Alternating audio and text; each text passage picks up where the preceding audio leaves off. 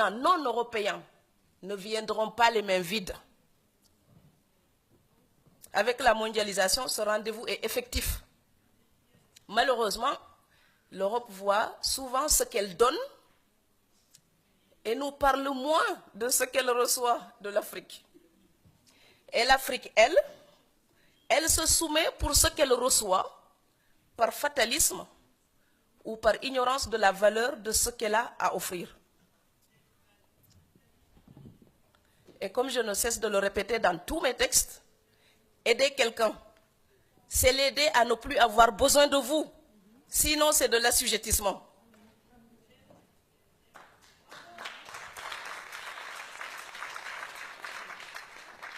L'aide apaise la conscience des donateurs et soulage momentanément les bénéficiaires.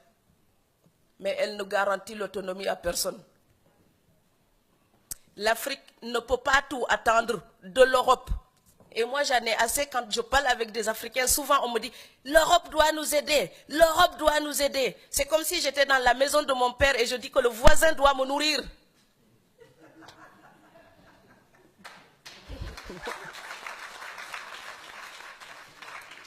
Je sais bien qu'il y a des torts que nous devons reprocher à l'Europe. Mais 3 siècles de reproches ne changeront pas notre destin. Donc, chercher un coupable extérieur ne changera pas notre destin. Si ma maison brûle et je reste là et je dis, quelqu'un a jeté une allumette, ma maison brûle, quelqu'un a brûlé ma maison, quelqu'un a brûlé ma maison. 3 saisons après, je serai encore sous les étoiles.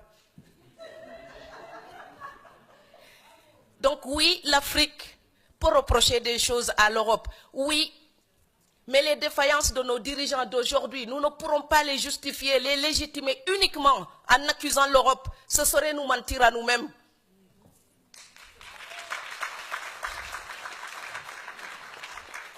Nous sommes en Allemagne. Ce pays, après la guerre, était démoli, un tas de pierres. Aujourd'hui, on a des frères qui risquent leur vie pour y vivre. C'est parce que les Allemands ont travaillé pour ça.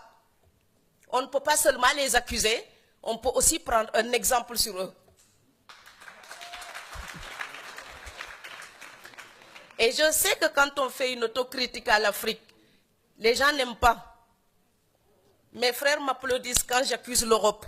Et puis quand je fais notre autocritique, je deviens la mauvaise. Mais je suis en même temps les deux. La fille qui peut regarder les fautes de l'Europe, mais la fille qui dit, si je veux que ma voisine européenne me respecte, si je veux parler avec elle d'égal à égal, je dois arrêter de demander la moitié de son salaire pour gagner le mien.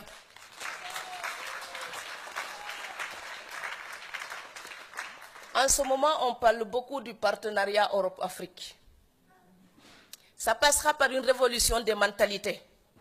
Celui à qui vous demandez la charité, vous ne pouvez pas le tutoyer. Celui à qui vous demandez la charité, vous ne pouvez pas lui imposer des règles. Celui à qui vous demandez la charité, vous baissez la tête devant lui. Et quand nos dirigeants baissent la tête, les peuples se mettent à genoux. Alors moi, je veux une Afrique qui lève la tête, qui à la table des négociations regarde l'Europe et dit, tu sais quoi? On a passé des siècles à fricoter ensemble. On se connaît tellement. On s'aime, on se déteste comme dans toutes les grandes relations. Mais on va faire des affaires avec éthique pour respecter nos peuples.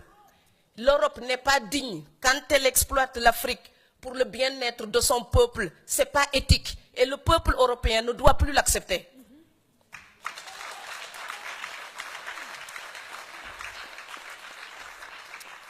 Et l'Afrique n'est pas digne quand elle se plaint tout le temps et que le peu de richesse qu'elle a, certains l'utilisent pour leur propre compte et laissent le peuple démuni.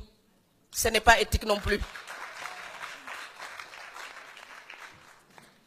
Si le partenariat est une association en vue d'agir pour un bénéfice commun, je suis d'accord. Mais il est évident que pour l'instant, c'est l'Europe qui mène la danse. Alors de 2 choses l'une, si vous voulez danser avec moi, vous ne pouvez pas seulement compter sur votre souffle, vous allez m'épuiser. Donc si vous voulez danser avec moi, on doit organiser nos pas et nous entendre doucement et nous entendre. C'est une conciliation. Ce n'est pas une domination, ce n'est pas un contrôle, ce n'est pas une tutelle, c'est une conciliation. Si le partenariat Europe-Afrique consiste simplement à imposer aux pays africains des accords soucieux des seuls intérêts européens, ce ne serait pas un partenariat, ce serait un contrat léonin. Donc inacceptable. Ce serait même plus hypocrite que la colonisation. Il s'agit donc de rendre son plein sens au mot partenariat. Si l'Europe veut aider l'Afrique vraiment, il faut sortir de la condescendance et de la supposée aide pour un vrai et juste, transparent partenariat.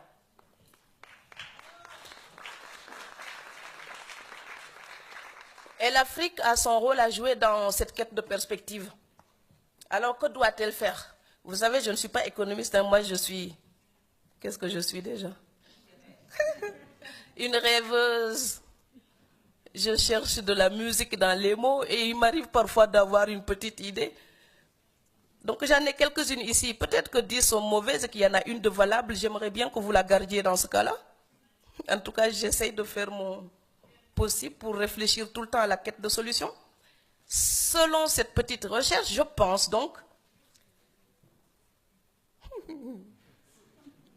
que Descartes existe. Ok. Et selon Descartes, la pensée que nous appliquons, nous pouvons aussi la rendre réflexive. Dans mon autocritique d'africaine, parce que je ne veux pas toujours accuser les autres, je me demande qu'est-ce qu'on peut faire là-bas en Afrique, chez nous, avec notre petite réflexion, qu'est-ce qu'on peut faire pour changer quelque chose. Alors je pense que l'Afrique doit prendre la main quant à la gestion de ses matières premières. L'Afrique doit fixer le prix de ses matières premières. Elle doit fixer son prix au lieu de subir le diktat des acheteurs. Vous savez, c'est très simple. Quand vous allez acheter un jean ou une baguette de pain, ce n'est pas vous qui fixez le prix. Vraiment, vous payez le prix que le vendeur vous demande. Vous êtes d'accord ou vous n'êtes pas d'accord. Mais vous n'arrivez pas en fixant le prix du bien que vous désirez. C'est le propriétaire qui fixe son prix. Et tout le pouvoir de la relation est dans cette décision du prix. Celui qui fixe le prix, c'est le maître. Celui qui a son bien devrait être le maître de la transaction. Donc l'Afrique doit se respecter. Dans le contexte économique d'un monde globalisé, l'Afrique doit se libérer donc des précarés historiques et jouer franchement la concurrence. Vous savez, le capitalisme est cynique. Je ne l'aime pas, j'y peux rien, mais je dois survivre avec. Alors l'Afrique, elle l'aime ou elle ne l'aime pas, mais elle doit survivre dans le capitalisme. Et le capitalisme est cynique. Donc, ok, si je veux un sac de riz et que le prix que la France me paye n'est pas suffisant, mais si l'Allemagne me paye plus cher, je vends mon sac de ma matière première pour nourrir ma famille. Donc, parce que les anciens colonisateurs n'hésitent pas à jouer cette concurrence entre les pays africains. Alors, pourquoi les pays africains n'utiliseraient pas la même concurrence pour écouler leurs matières premières? Ça permettrait d'élever le prix, par exemple. L'Afrique doit exiger aussi plus de transparence des multinationales et surtout le paiement des impôts que ces multinationales sont censées apporter au pays. Il est quasi impossible d'obtenir des chiffres des bénéfices que les multinationales réalisent en Afrique. Alors, celui des impôts qu'elles sont censées payer est encore plus mystérieux. D'après l'économiste français Thomas Piketty dit ceci: l'Europe, au lieu de se donner bonne conscience avec des flux d'aide au développement, devrait contraindre les multinationales à cet exercice de transparence.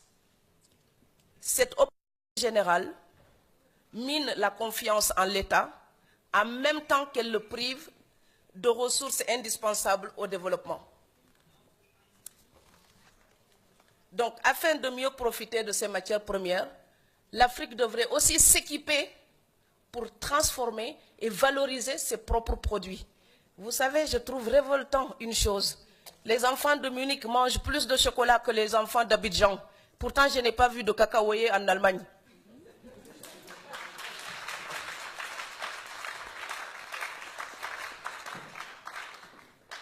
Eh oui. Les cosmétiques avec le beurre de karité, ces produits-là rendent belles les femmes occidentales.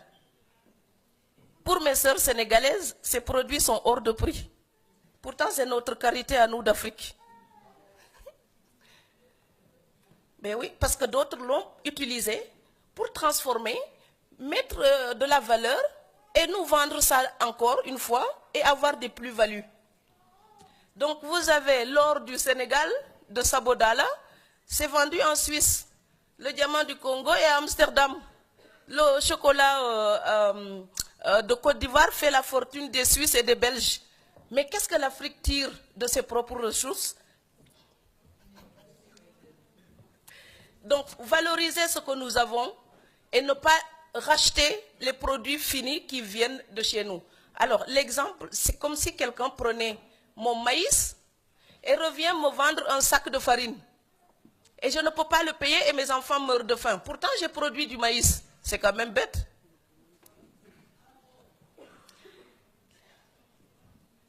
L'Europe tient la bonne gouvernance pour une donnée fondamentale dans son partenariat avec l'Afrique. La vérité, c'est qu'on ne vaincra pas la pauvreté, l'instabilité politique en investissant uniquement dans des secteurs économiques au bénéfice immédiat. Donc pour moi, tout développement passera par l'éducation. Pour une démocratie pérenne, il faut de l'éducation. Et donc il faut faire de l'éducation une priorité, surtout quand on a une jeune population comme on le voit en Afrique.